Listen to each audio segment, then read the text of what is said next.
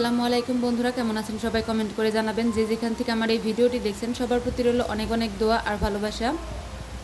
চলে আসলাম নতুন আরও একটা ভিডিও নিয়ে। আশা করছি বন্ধুরা আমার আজকের ভিডিওটি ভালো লাগবে। আমার এই ভিডিওটি করা হচ্ছে জুন মাসের 5 তারিখে, ওই দিন শুক্রবার ছিল।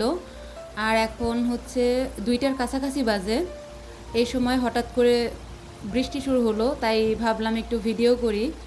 আর আজকে হচ্ছে আমি আমার ছাদ বাগানের আরেকটা লাউ কাটবো। তো এই লাউয়ের একটা কাহিনী আছে, সেটা আমি একটু পরে বলবো।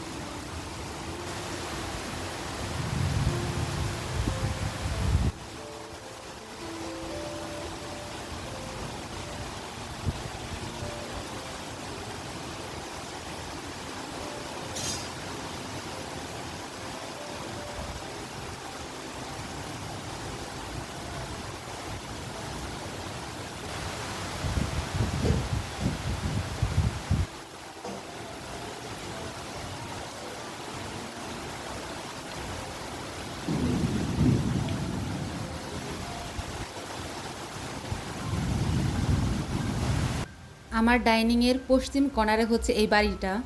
এই বাড়ির আশেপাশে সবই বিল্ডিং, 5 তলা 6 তলা এরকম বিল্ডিং। শুধু এই বাড়িটাই এরকম টিন শেড। তো আমার এই বাড়িটা খুবই ভালো লাগে, কিন্তু বৃষ্টি আসলে পরে হচ্ছে এই বাড়িটাতে পানি জমে যায় আর কি। তারপরেও দেখতে খুবই ভালো লাগে। আমি বৃষ্টি হলে পরেই আমি আমার ডাইনিংয়ের এই পশ্চিম কর্নারের জানালার কাছে এসে দাঁড়িয়ে থাকি, দেখতে খুবই ভালো লাগে।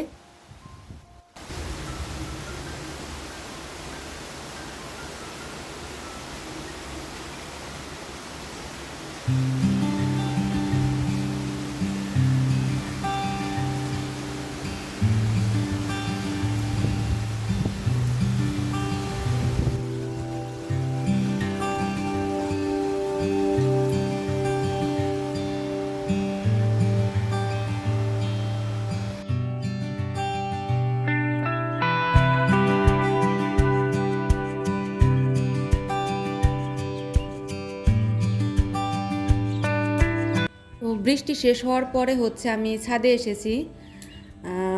এসেছি হচ্ছে এই যে আমার লাউ গাছে আরও 2টা লাউ আছে। এর ভিতর থেকে হচ্ছে একটা আমি কেটে নেব, কিন্তু এই লাউটা কাটার আগে আমার একটু চেক করে নেওয়া উচিত ছিল। লাউটা অনেক কি বলো এটাকে, মানে লাউটা কচি নেই আর কি, একদমই শক্ত হয়ে গিয়েছে। লাউয়ের যে উপরের খোসাটা আছে সেটা একদমই শক্ত হয়ে গিয়েছে। অনেকে আছে না, লাউটাকে চিমটি কেটে একটু দেখে নেয় লাউটা কচি নাকি বড় হয়ে গিয়েছে। তো আমি এই কাজটা আমার পছন্দ না, সেই জন্য হচ্ছে আমি এই কাজটা করিনি। আর আমি যেহেতু মানে একদমই অভিজ্ঞ না যে লাউ দেখেই বুঝে ফেলতে পারবো যে এটা কচি না বড়, সেটাও না। মানে এটা যখন আমি বাসায় গিয়ে কাটতে গিয়েছি তখন দেখি যে এটা একদমই মানে এত পরিমাণ শক্ত, আমি যে কয়বারই মানে বটিতে ধরেছি বটি হচ্ছে ছিটকে পড়ে যায়, বাট লাউ কাটে না। এইরকম একটা অবস্থা হয়ে গিয়েছে। তো তখন নিজের উপরে খুবই রাগ হচ্ছিল যে কেন আমি একটু চেক করলাম না, তাহলে লাউটা গাছেই থাকতো। আর ওইটা পরবর্তীতে পেকে হচ্ছে ওর ভিতর থেকে আবার নতুন করে বীজ বের করা যেত। কেয়ার করার যেহেতু খেয়াল করিনি, সেহেতু ওটাকে ফেলেই দিতে হয়েছে। আর বেশ কয়েকটা ধুন্দল হয়েছে, 2-3টা ধুন্দল, তো ওইগুলো আমি কেটে নিচ্ছি। আর লাউ গাছটা আমি এখন যে ভয়েস ওভার করছি আজকে, অলরেডি লাউ গাছটা আমি কেটে ফেলেছি। আবার হচ্ছে এখানে নতুন করে লাউয়ের বীজ লাগাবো আর কি। আর এখন হচ্ছে সন্ধ্যাবেলা একটু চা খাবো। এই মাটির কাপ সেটটা হচ্ছে আমার ভাগ্নি আমাকে গিফট করেছিল। তো ভাগ্নির দেওয়া কাপে হচ্ছে আমি আজকে প্রথম চা খাবো। দুধ চা করে নিয়েছি। আমি যদিও দুধ চা খুব একটা খাই না, তো আজকে হঠাৎ করে মনে হলো যে মাটির কাপে দুধ চা খাই, তো সেই জন্যই করে নিলাম।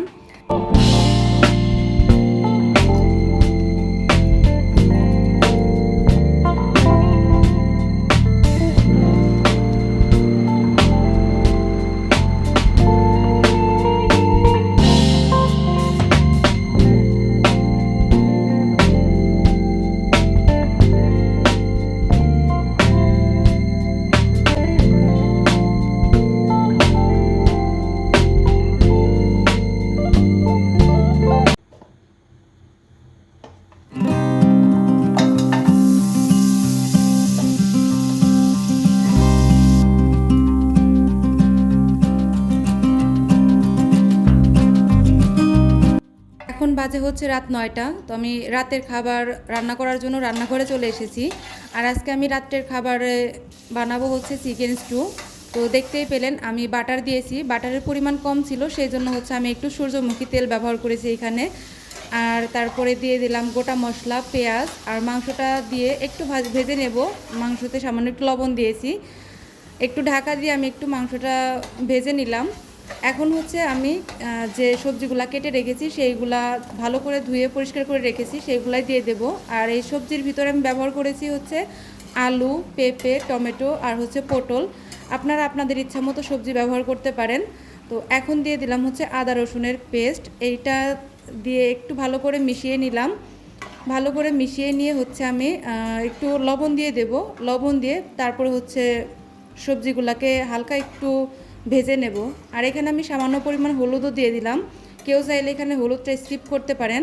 আর আপনারা যদি বাটার আর সূর্যমুখী তেলটা ব্যবহার করতে না চান, তাহলে আপনারা রান্নায় যে রেগুলার তেল ব্যবহার করেন সেটা দিয়েও এই চিকেন স্টুটা রান্না করা যাবে।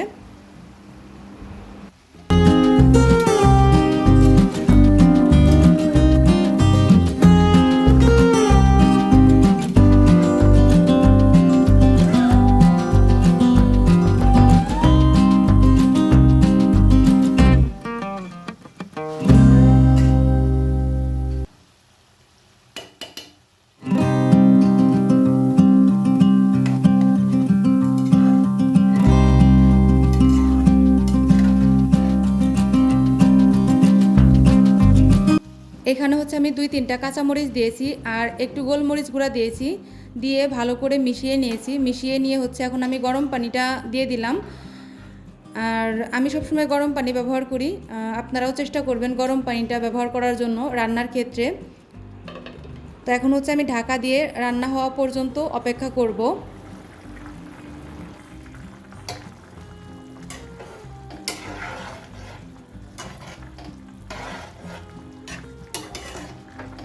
তো দেখতেই পাচ্ছেন আমার চিকেন স্টুটা প্রায় কমপ্লিট হয়ে এসেছে।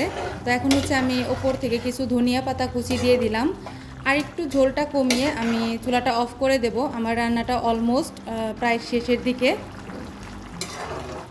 খুবই ইয়াম্মি হয়েছিল চিকেন স্টুটা।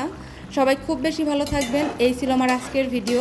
যারা এতক্ষণ পর্যন্ত আমার ভিডিওটি দেখেছেন তাদেরকে প্রত্যেককে জানাই মন থেকে অনেক অনেক ভালোবাসা এবং কৃতজ্ঞতা। নেক্সটে আবার দেখা হবে, সে পর্যন্ত সবাই ভালো থাকবেন। আল্লাহ হাফেজ।